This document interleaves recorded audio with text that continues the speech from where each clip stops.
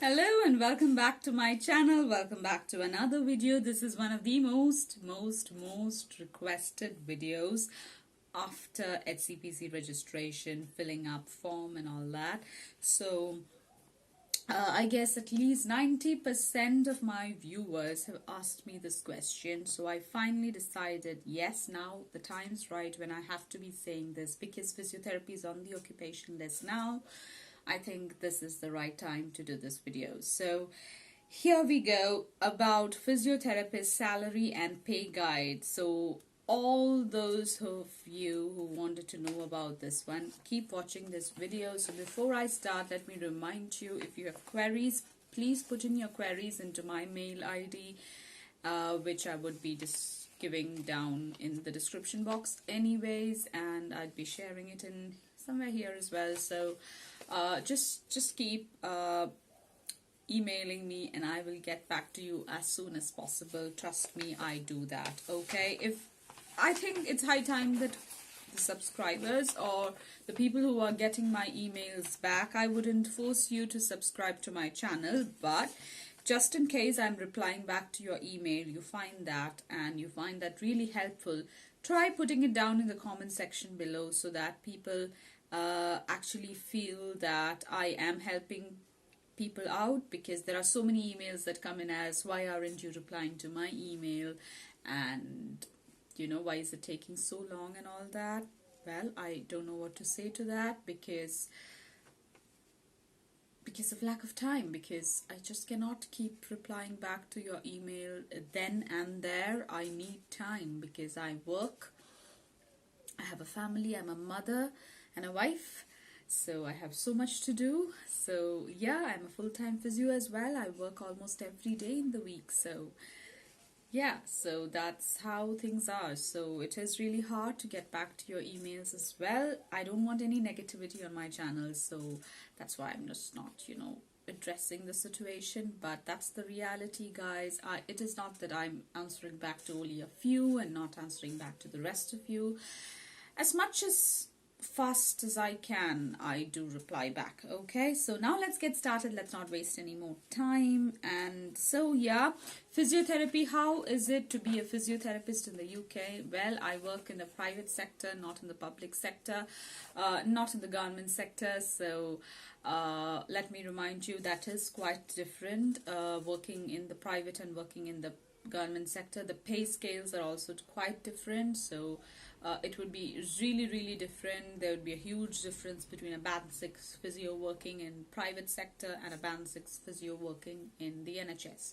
So that is going to be really tough answering that question, but I will give in my best and given the best reply in answering it as far as I know and as far as my knowledge takes me. So I would say it's a very respected profession, guys. So many of you all have been asking me, like young individuals out there from all parts of the globe.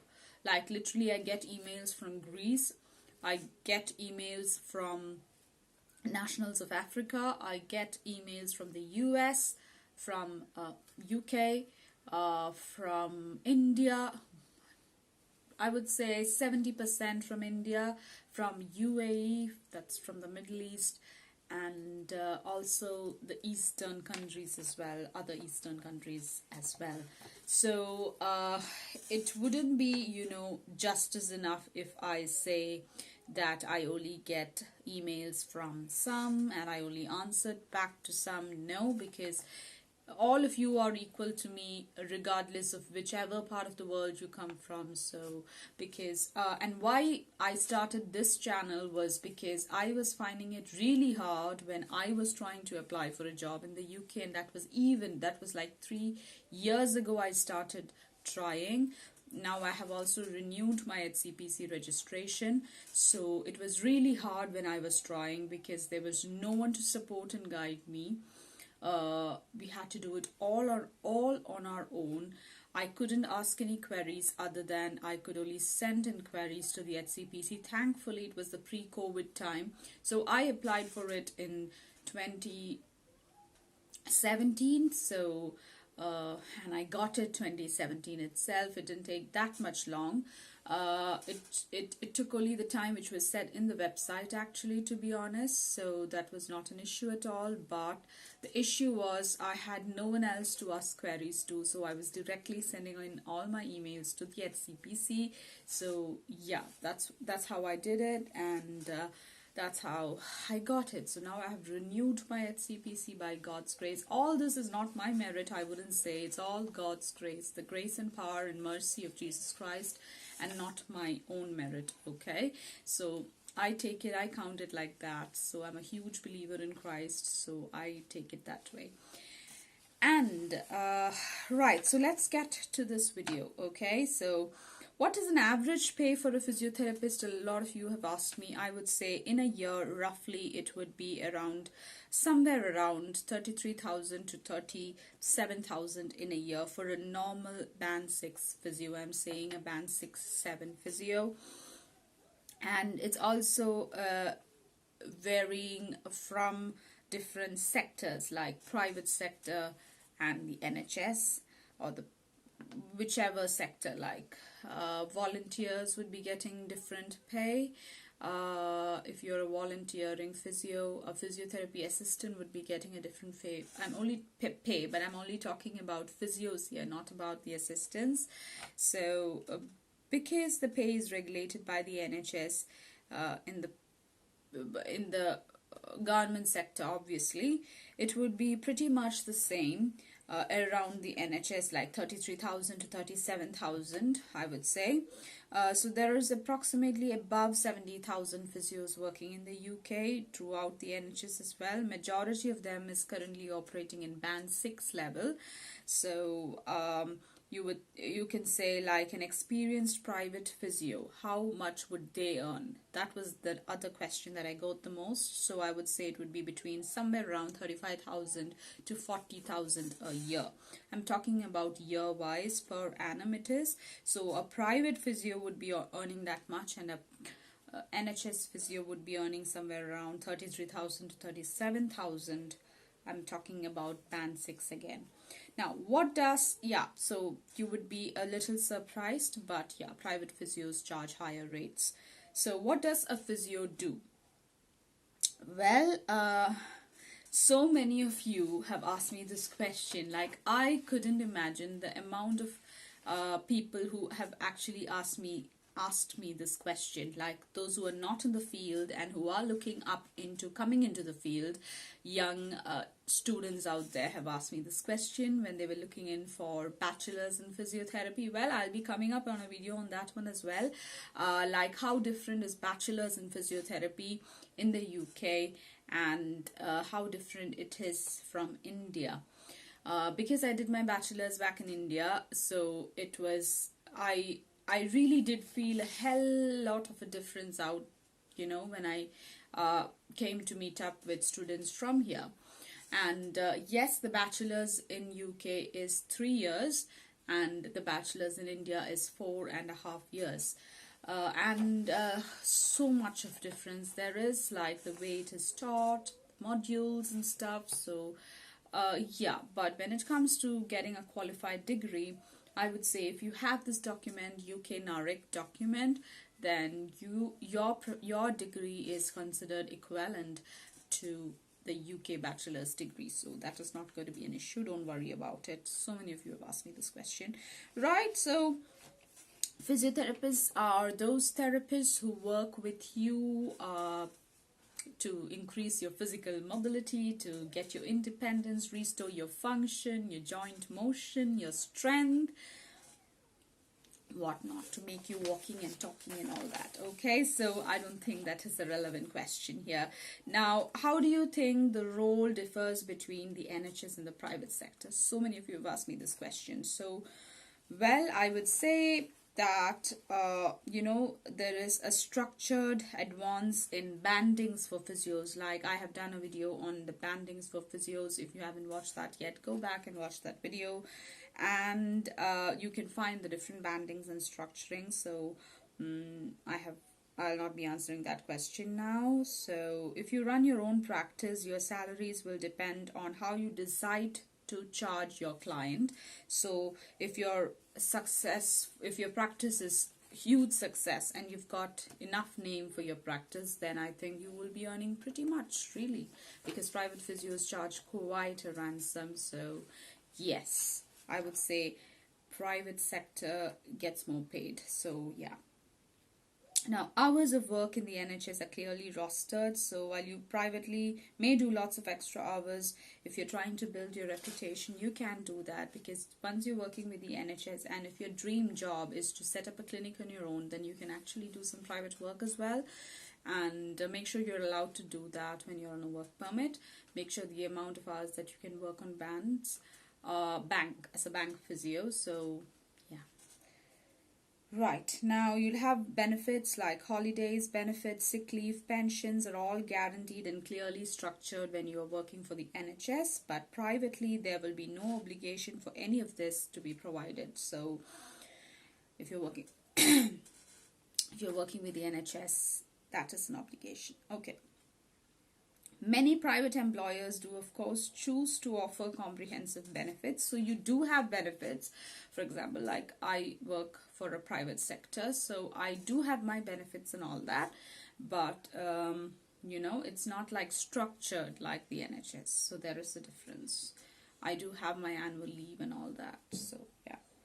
Now, it's also worth noting that while you are doing your CPD in the NHS, you should know that it is a key part of surviving in the NHS. So, continuing professional development, CPD. With many courses offered and some are even funded by the NHS. So, your training isn't necessarily an offer at all privately. So, when you work in a private sector, there would be some mandatory trainings that you will have to do as a staff in that organization. But when it comes to your profession related CPD courses or short courses or certificate courses or masters maybe or any other degree or diploma, that would be done by you and that would be funded by you as well. You cannot expect your employer to do it for you. So that's the difference. But all mandatory trainings, all that would be done by your employer for sure. But the rest of the trainings and stuff would be maybe funded by yourself. You never know. Depends on your employer, okay? Depends how broad-minded your employer is. That's all. So, how is pay determined in the NHS? That was your next question. All of your next questions. So, how is pay determined in the NHS and how much does a physiotherapist get paid? So, let me first answer the first question that you all have asked. So in the NHS, pay for physios is organized through the same transparent banding system which is applying to all other NHS workers in all the trusts. So there are 9 NHS bands in total and your pay increases within each band. Say for example, the pay for a band 5, which is a fresher or a graduate physio, wouldn't be the same as that of a band 6 physio who is more experienced, or a band 7 or 8. 8 is specialist physios or advanced practitioner physios. So yeah, pay increases with banding and your roles qualify for each one depending on your skill level, your seniority and also other qualifying factors like your short courses, your masters, your CPD and everything. Physiotherapists start at band 5 and they currently start at a salary, that is the salary for physios in band 5 starting salary is as of June 2020. Okay, not June, it is July 2020. 21st of July 2020 this was published online. So this would be the band 5 salary or the freshers or the graduate, new physio graduate salary for band, that is when you're in band 5 and you're just starting your career. This is the salary that you'll be having, which is £24,907 per annum. Okay, so this, a lot of you have asked me band 5 salary what it is in the UK. It is £24,907 per annum. This is as of 21st July 2020. This is the updated salary. If there are any changes, do let me know, okay? This salary rises for each year of your experience until you reach to the top of your banding, like band 9. So this keeps on increasing. Now, to reach a higher banding, you will have to apply for new, more senior roles, which will normally require further training or studying. So the majority of experienced physios reach at least band 6, which means that average NHS physiotherapists might earn somewhere between 32,000 to 37,000 pounds per annum. The most qualified consultant level physios will reach the very highest bandings, which you can expect to earn anywhere between 50,000 to almost 90,000 pounds a year. So that is like for the senior topmost consultant physios and all that. Manager, team manager and all that. So 50,000 to 90,000 pounds a year, that would be for the top level banding physios. Now, how is pay determined in the private sector and how much do physios earn?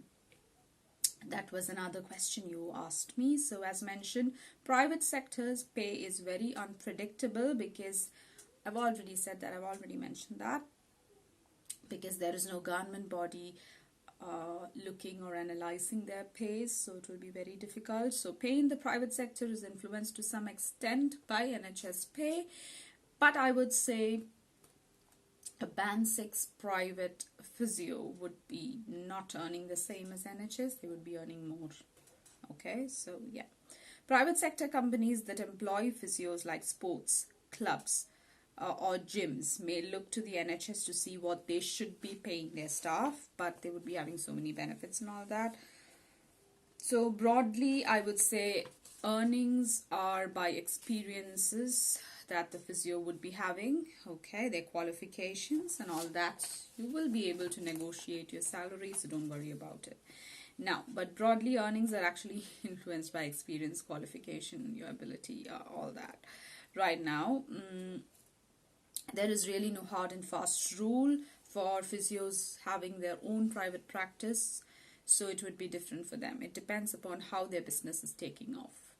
Right, you may earn a relatively low income in the start, but if you are successful and skillful, you could earn far more than you ever would in the NHS if you are a private physio. So in terms of average earnings in the private sector, physios would actually earn somewhere between 35,000 to 40,000 per annum.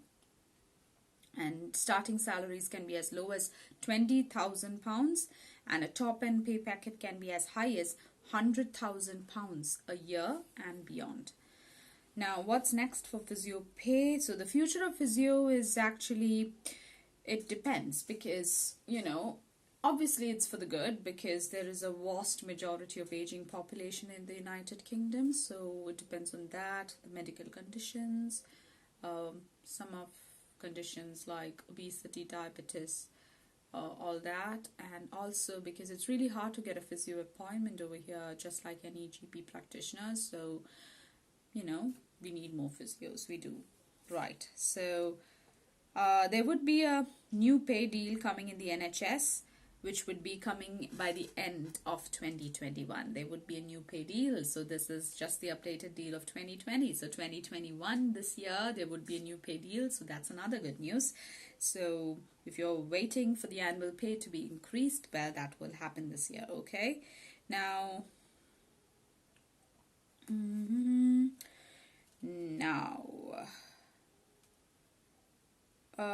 so if you really want to, you know, kind of negotiate your pay, ask for a pay rise and all that, even while you are in your existing band, you can actually do that by acquiring new skills, qualifications, experience and all that.